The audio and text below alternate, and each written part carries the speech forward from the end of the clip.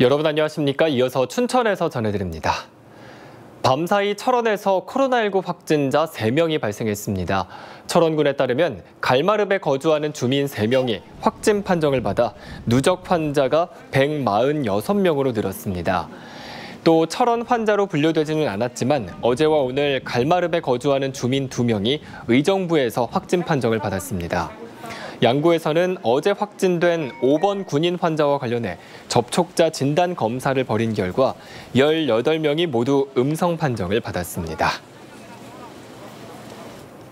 정부가 내일부터 다음 달 3일까지 전국을 대상으로 방역 강화 대책을 실시합니다.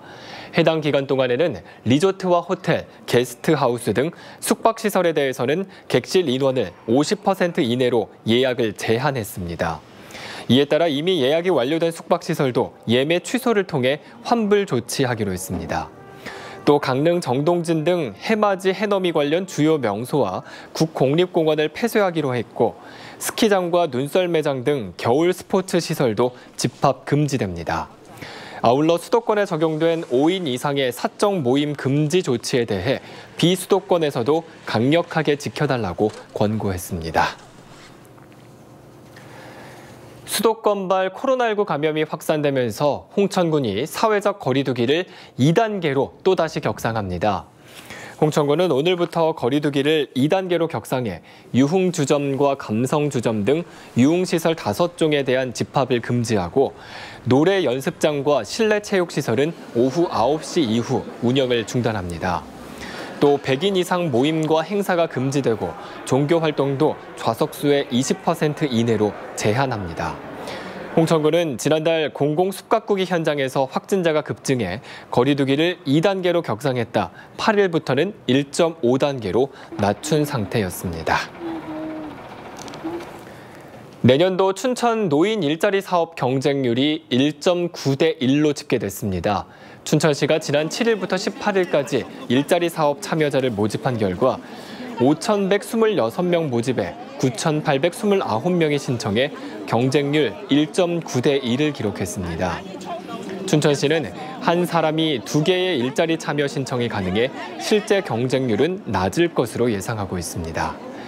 노인 일자리 사업 합격자 발표는 오는 28일이며 수행기관별로 대상자에게 통보할 예정입니다. 더불어민주당 강원도당이 동해안에서 신갑형 송전선로 건설 사업에 대해 주민들의 의견이 충분히 반영돼야 한다고 주장했습니다. 강원도당은 입지선정위원회 선정 과정부터 해당 지역 주민들을 배제하고 모든 회의를 비공개로 진행했다며 대다수 주민이 동의하지 않는 사업은 정당성을 잃을 수밖에 없다고 밝혔습니다. 또 한국전력은 보상금이 아닌 주민들이 요구하는 송전선로 지중화를 비롯한 합리적인 대안을 마련해야 한다고 촉구했습니다. 국토교통부 도시재생 예비사업에 홍천군이 신청한 2개 사업이 선정됐습니다. 국토교통부가 실시한 2021년 도시재생 예비사업 공모에서 홍천 여행의 시작, 희망리 주민이 만드는 여행 플랫폼과 새롭게 싹 틔우는 진리탐구 마을 연구소가 최종 선정됐습니다. 이에 따라 홍천군은 내년부터 국비 6억 8천여만 원을 지원받아 홍천 싱장대리와 희망리, 진리 일원의 도시재생 뉴딜 사업 추진이 가능해졌습니다. 홍천군은 지난해 2월 도시재생 전략계획을 수립해 6개 도시재생 뉴딜 사업을 추진하고 있습니다. 강원도가 모바일 강원 상품권 특별 할인 행사를 시작합니다. 강원도형 배달앱 1단 시켜와 강원마트 온라인 결제 도입을 기념한 이번 연말 특별 할인은 어제부터 열흘 동안 진행됩니다. 이어서 코로나19로 인한 지역 경제 위기 극복을 위해 새해에도 400억 원을 투입해 한 사람의 월 30만 원 한도 내에서 10%의 할인 행사를 1년 동안 이어갑니다.